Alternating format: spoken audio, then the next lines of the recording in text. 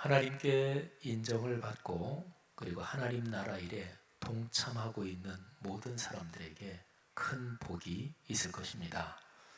예수 그리스도의 복음을 위해 헌신하는 그 일에 부름을 받은 가정과 가문에 큰 복이 있기를 주의 이름으로 축복합니다. 삼위일체 하나님의 거룩한 이름을 자랑하고 그 이름을 증언하는 모든 분들에게 하나님께서 인생 여정에 필요한 것을 채우시고 또 거룩한 리더십을 주셔서 그 가정 가문이 더 번창하게 하실 것을 주의 이름으로 축복합니다.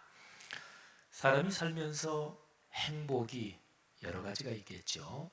그런데 가장 근본적으로 보면 의미 있고 중요한 일을 하면서 사는 것이 행복입니다.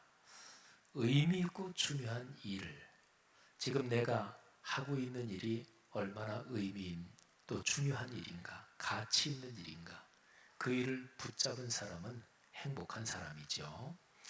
삶에서 가장 무서운 것 중에 하나가 무료한 거예요. 지루한 거예요. 아침에 일어나도 아유, 오늘도 뭐 하면서 지내지? 아유, 뭐 하면서 살지? 삶이 재미없고 무료하고 지루하다. 이거는 굉장한 위기죠. 그리스도인이 무료한 상태에 빠진다. 그거는 영적 건강에 분명히 뭔가 문제가 있다는 것입니다. 왜냐하면 그리스도인의 공통되는 특징, 그리스도인마다 신앙 스타일, 신앙의 컬러 또는 신앙을 배워온 방식이 각기 다를 수가 있어요. 또 개인의 기질과 성향도 여러 가지로 차이가 납니다. 적극적인 사람, 좀 소극적인 사람, 또 굉장히 활발한 사람 또는 얌전한 사람, 또 굉장히 비판력이 강한 사람도 있죠. 또 모든 것을 긍정적으로 보는 사람, 이런 차이들 때문에 신앙의 스타일이나 또 신앙의 방향, 이거는 차이가 날 수 있어도 그리스도인이라면 적어도 이런 공통적인 특징을 가지고 있다. 그런 게 있거든요. 근데 그런 것 중에 하나가 기쁨, 즐거움, 감격입니다. 그러니까 그리스도인이 무료하다, 지루하다, 삶의 의미가 없다. 그거는 그리스도인답지 않은 거죠. 로마서를 보면 우리 그리스도인이 믿음으로 구원을 받는다. 이 얘기를 쭉 말씀하면서 믿음으로 구원을 받은 그리스도인에게 어떤 특징이 나타나느냐? 로마서 5장에서 말씀합니다.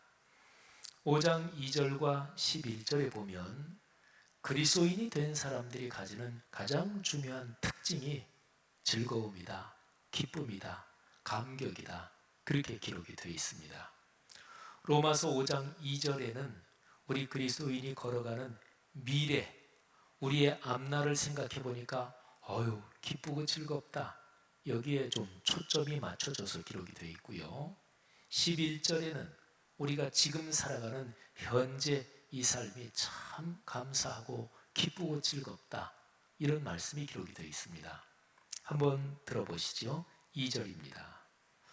또한 그로 말미암아 우리가 믿음으로 서 있는 이 은혜에 들어감을 얻었으며 하나님의 영광을 바라고 즐거워하느니라.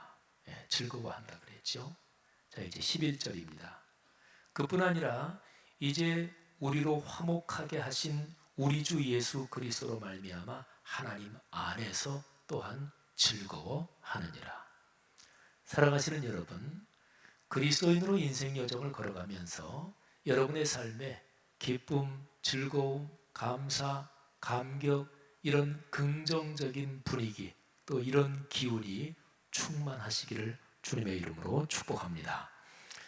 온 세상에서 그럼 가장 의미 있는 일이 무엇일까요? 가장 가치 있는 일이 무엇일까요? 중요하고 의미 있고 가치 있는 그 일거리를 붙잡은 사람, 이 사람이 행복하다고 말씀드렸는데 어떤 일이 가장 가치 있을까요? 창조와 구원의 주권자이신 삼위일체 하나님의 일, 하나님이 하시는 그 일에 참여하는 것, 이것이 가장 영광스럽고 중요하다고 볼 수가 있습니다. 만왕의 왕, 만주의 주이신 그분에게 부름을 받아서 그분이 맡기신 일을 감당한다. 이것보다 더 중요하고 영광스러운 일이 어디 있겠습니까? 우리 그냥 일반적으로 사회적인 상황에서 한번 생각을 해봅시다. 한 나라의 최고 통치자, 대통령, 수상, 총리 또는 왕이 존재하는 나라도 오늘날에도 있지요. 그러니까 그 나라의 최고 통치자, 대통령, 수상, 총리 또는 왕이 나를 초대해서 불러서 내게 이런 일을 맡아주십시오. 이렇게 얘기한다면 참으로 영광스러운 일이겠죠. 국가의 공직에 부름을 받는다는 것은 인류 역사에서 동서고금을 막론하고 참 영광스러운 일입니다. 옛날에 왕조 시대로 말하면 우리 집안에서 정승이 났다. 그러면 그거는 가문의 영광이지요. 그래서 고위직이든 하위직이든 공직의 부름을 받는다. 이거는 인간 사회에서 참으로 영광스럽고 감사한 일인 거지요. 내가 가지고 있는 직종 또는 직업을 한번 생각해 보세요. 여러분이 일하면서 걸어가는 그 직장, 그 일, 그 직종에서요, 가장 성공한 사람, 그래서 일가를 이룬 사람을 한번 생각해 보세요. 보통 정치하는 사람들을 정치인 이렇게 부를 때는 그냥 중립적인 표현이에요. 정치하는 사람, 이런 사람 표현이죠. 근데 정치가 이 가자를 붙이면 의미가 달라집니다. 이게 집가자 또는 어느 한 덩어리에 새로운 시작을 창조했다, 이제 그런 뜻이 담기게 되는 거죠. 정치가 이러면 이거는 품격이 달라지는 거죠. 그러니까 어떤 한 분야에서 일가를 이룬 사람, 그 분야의 역사에서 아주 놀랄만한 어떤 새로운 전기, 새로운 시대를 열었다든지 대단한 성공을 거두었다든지 그리고 인격적으로도 존경을 받는, 이게 이제 그 분야에서 일가를 이룬 사람, 이렇게 얘기할 수 있는 거죠. 근데 내가 가지고 있는 직업 또는 내가 있는 그 직종에서 일가를 이룬, 진짜 누구나 다 바라보고 저렇게 되고 싶다, 그 사람이 나한테 연락을 했다고 한번 생각을 해보세요. 그리고서 나한테 우리 같이 일 좀 합시다. 아유, 얼마나 기쁜 일이겠어요. 그렇잖아요. 내가 존경하고 사랑하는 선배나 선생님이나 또는 어떤 전문가가 나한테 연락을 해와서 우리 같이 일 좀 합시다 하고 나를 초대했다면 참으로 기쁜 일 아니겠어요? 저는 개인적으로 이 설교를 준비하면서 가만히 있어보자, 내 인생에 그런 일 중에서 어떤 게 있었지 하고 생각을 한번 해봤습니다.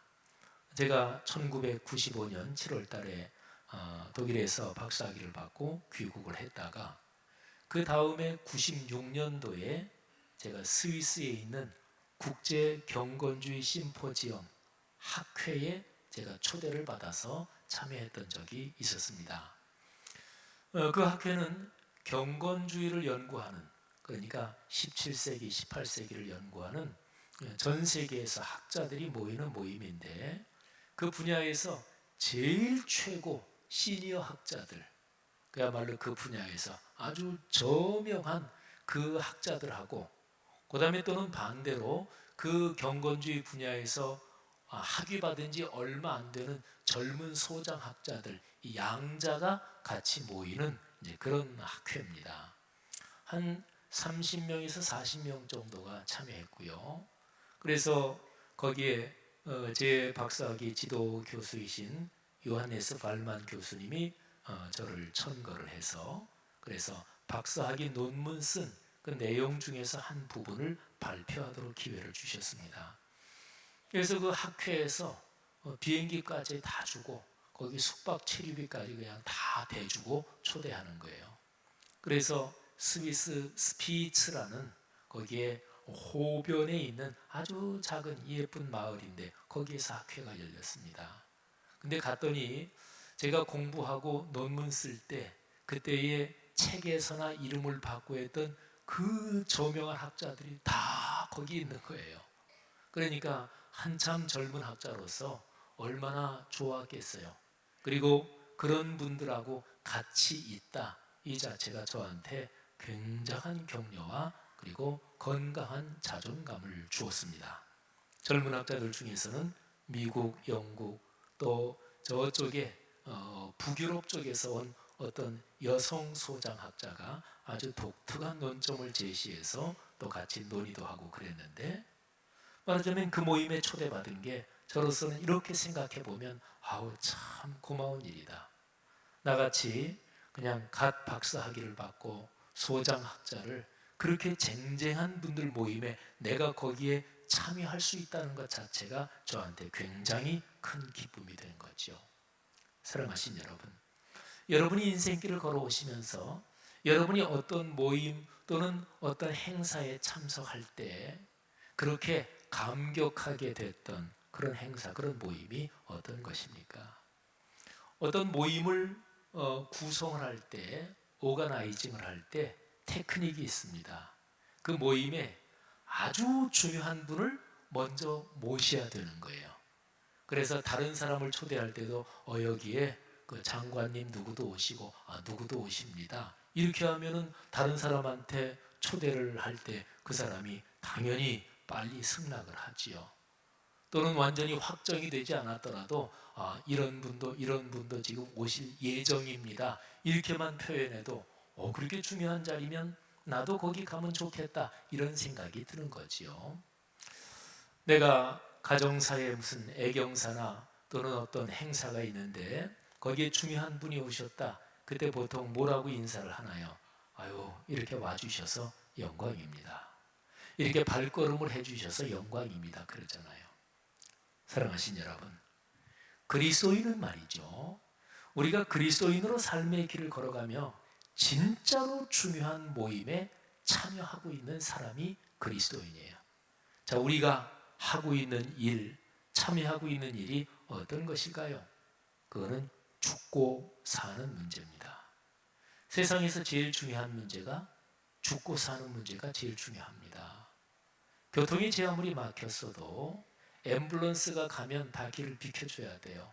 그거는 사람 죽고 사는 일이 거기 걸려 있어서 그렇습니다.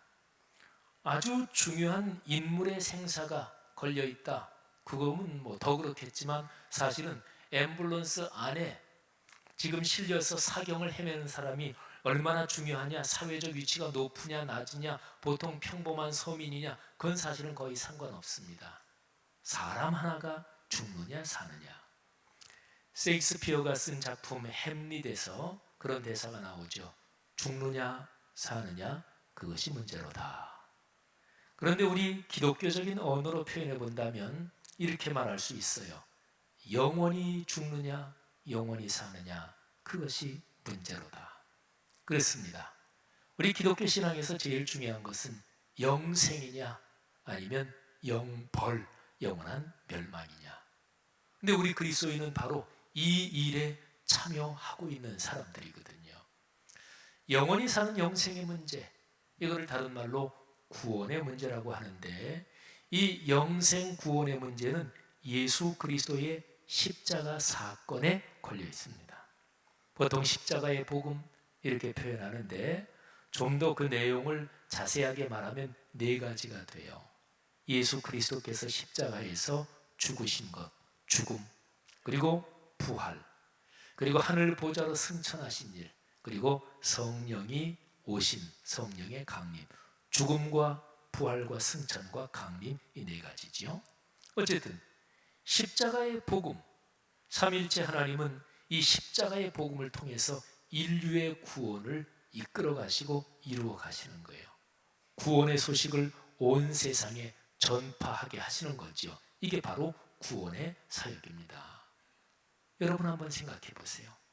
이 구원의 복음을 전하는 일, 이 일보다 더 복된 일이 어디 있겠어요? 대통령, 수상, 총리가 나를 불렀다 그래도 감격할 터인데 만왕의 왕이요, 그리고 창조와 구원의 주권자 그분이 나를 불러서 우리 같이 좀 일하자, 이렇게 말씀하신 거지요. 그야말로 가문의 영광이며 삶의 행복입니다.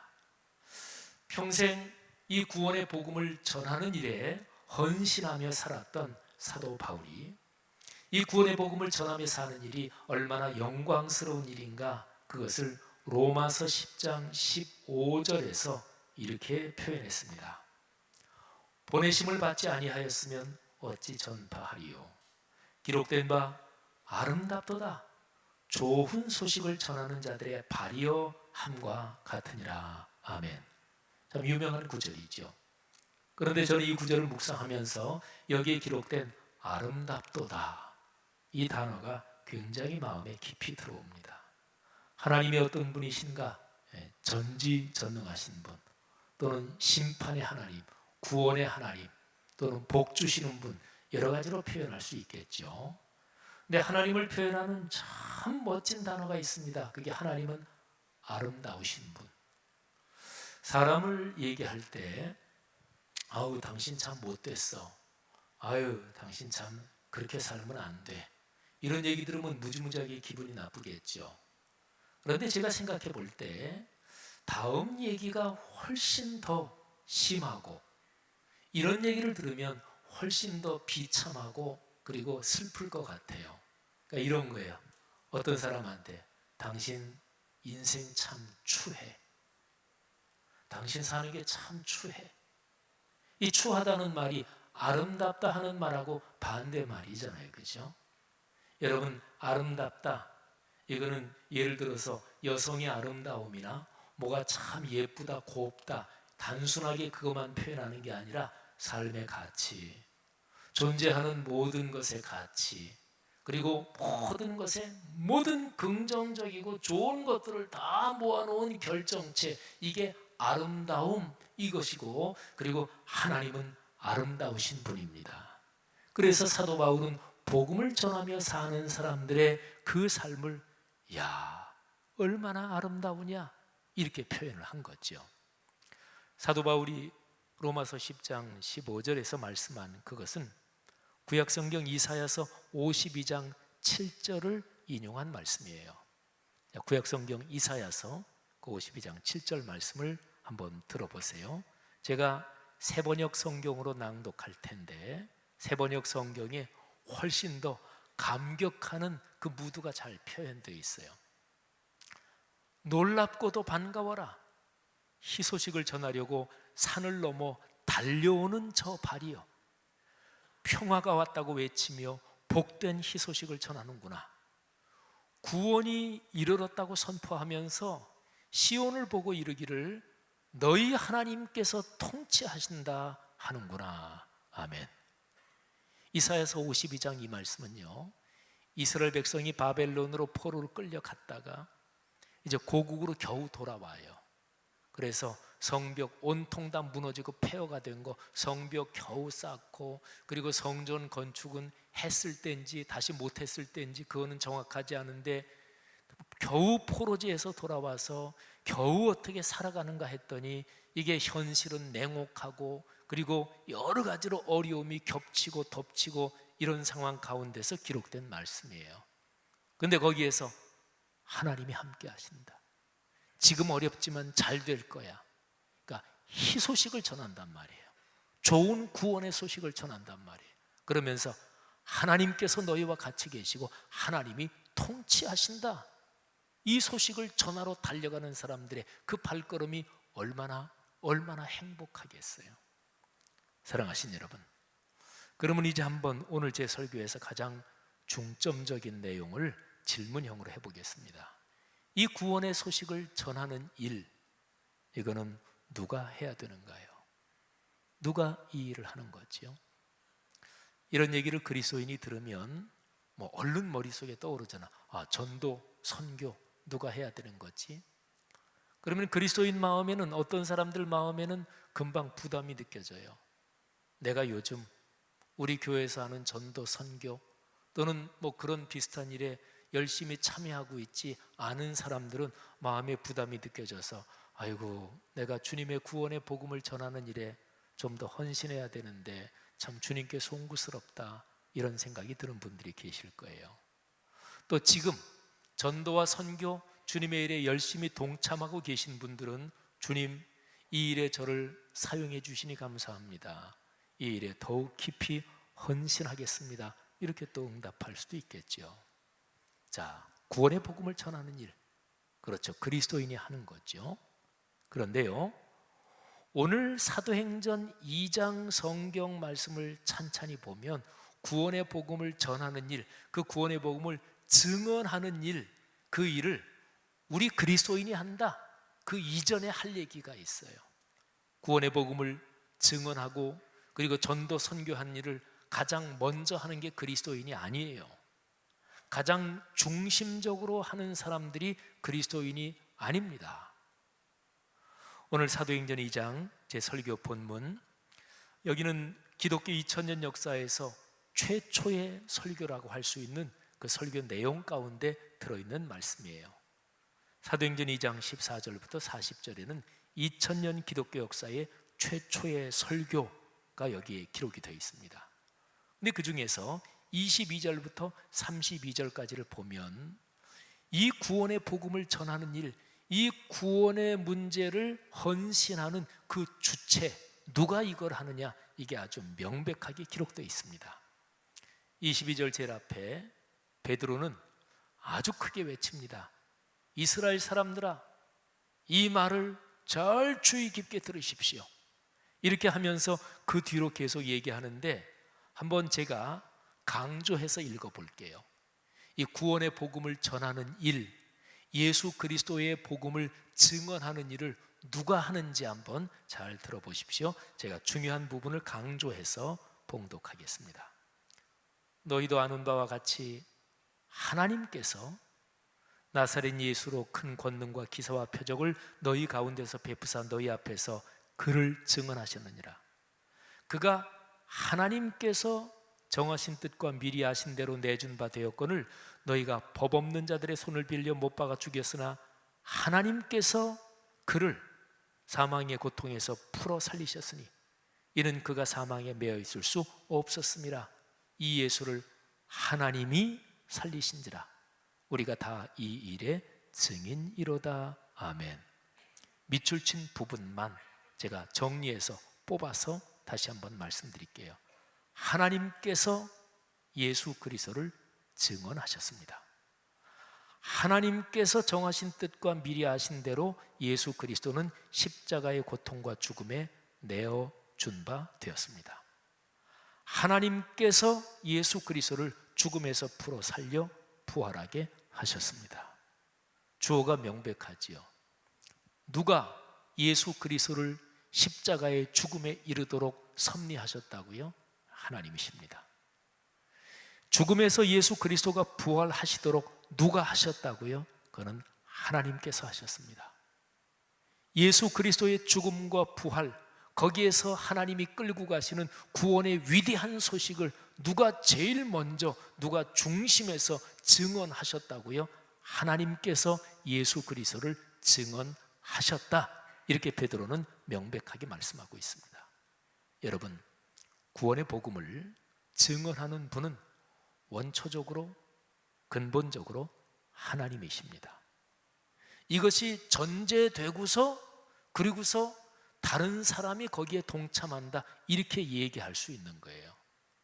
아까 제가 읽어드린 22절부터 32절까지 말씀을 보면 하나님이 증언하셨다, 하나님이 죽음에 이르도록 섭리하셨다, 하나님이 부활하게 하셨다, 이 말을 다 하고 나서 맨 마지막에 우리가 다 이 일의 증인입니다, 이렇게 얘기하고 있어요.